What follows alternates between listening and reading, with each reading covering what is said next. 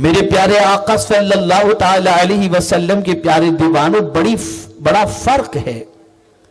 سوچوں میں بڑا فرق ہے، فکر میں بڑا فرق ہے، خیالات میں بڑا فرق ہے۔ میرے پیارے آقا صلی اللہ تعالی علیہ وسلم کے پیارے دیوانوں، کبھی مسلمانوں نے یہ بھی نہیں سوچا کہ ہم زمین کے اوپر سکون کے متلاشی تو ہیں، کبھی ہمیں یہ بھی سوچنا چاہیے کہ قبر کے اندر بھی ہم سکون نصیب ہو، اس کے بارے میں بھی ہم غور کریں، اس کے بارے میں بھی ہم فکر کریں۔ اللہ والوں کی زندگی کا اگر جائزہ لیا جائے تو اللہ والوں کی زندگی کا معاملہ یہ تھا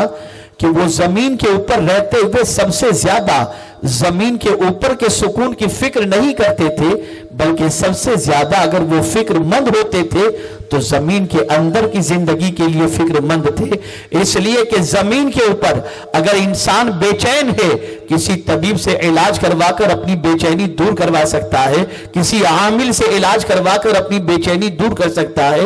اپنے علاج و معالجے کے ذریعے وہ اپنی بے قراری کو دور کر سکتا ہے، نیند کی ٹیبلٹ لے کر کے بے قراری کو دور کر سکتا ہے، مال کما کر کے اپنی بے قراری کو دور کر سکتا ہے، لیکن قبر کی وہ وحشت جہاں پر کوئی بے قراری کا علاج نظر نہیں آتا، اگر وہاں انسان بے چین ہو تو وہاں کی بے قراری کا سرمایہ کیا ہے، وہاں کی بے قراری کا سامان کیا ہے، وہاں کی بے چینی کا قرار اور بے چینی کا سامان کیا ہے کہ بے چینی اس سے دور ہو سکے۔ میرے پیارے آقا صلی اللہ تعالی علیہ وسلم کے پیارے دیوانوں، آج ہمیں نرم گدوں پر چین کی نیند نہیں آتی، آج ہمارا حال یہ ہے، ایئر کنڈیشن کے اندر بھی سکون نظر نہیں آتا، بینک بیلنس کے باوجود بھی طبیعت میں اطمینان نظر نہیں آتا، لمبی کاروں کے باوجود بھی اطمینان نظر نہیں آتا، لیکن اللہ والوں کا حال یہ ہوتا کہ جھوپڑے کے اندر اطمینان سے سویا کرتے تھے، ان کا حال یہ تھا درخت نیچے چادر بچھا کر سو جاتے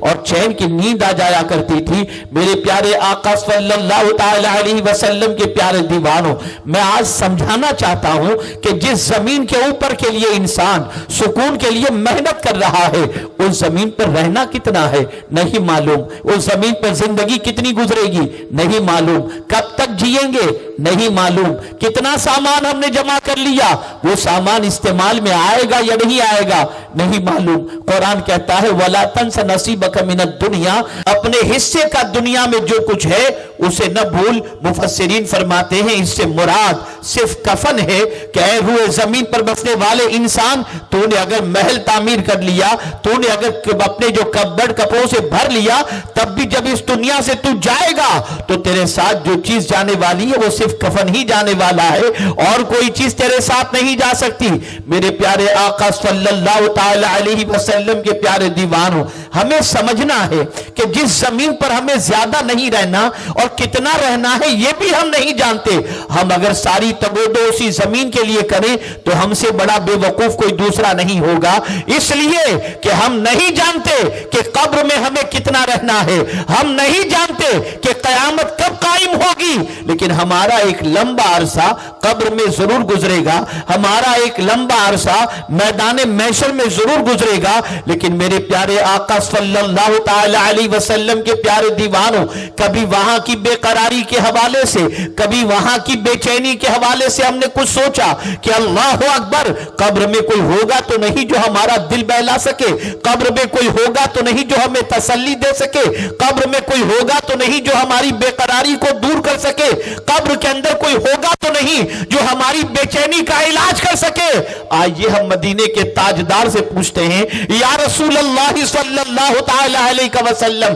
زمین پر بے قرار ہوتے ہیں تو افراد ہماری بے قراری کو دور کرنے کے لیے کبھی تسلی دینے کے اعتبار سے، کبھی علاج و معالجے کے اعتبار سے، کبھی خیر و عافیت دریافت کرنے کے اعتبار سے آ جاتے ہیں، لیکن قبر میں تو کوئی نہیں آئے گا۔ سرکار کوئی ایسا سامان بتا دیجئے جو قبر میں ہمیں سکون پہنچائے، جو قبر میں ہمیں راحت پہنچائے۔ تو مدینے کے تاجدار نے فرمایا جو زمین کے اوپر قرآن کی تلاوت کرتا ہے، قبر کے اندر قرآن اس کے لیے مونس و غمخوار ہو جائے۔ میرے پیارے آقا صلی اللہ تعالی علیہ وسلم کے پیارے دیوانوں، یہاں حفاظ کرام موجود ہیں، علماء ذوی احترام موجود ہیں، جب بھی قرآن مقدس ختم ہوتا ہے تو ختم قرآن کی دعا کیا ہے؟ اللہم آنس وحشتی فی قبری، اللہم آنس وحشتی فی قبری، اے اللہ اس قرآن کو میری قبر کی وحشت کے لیے مونس و غمخوار بنا دے۔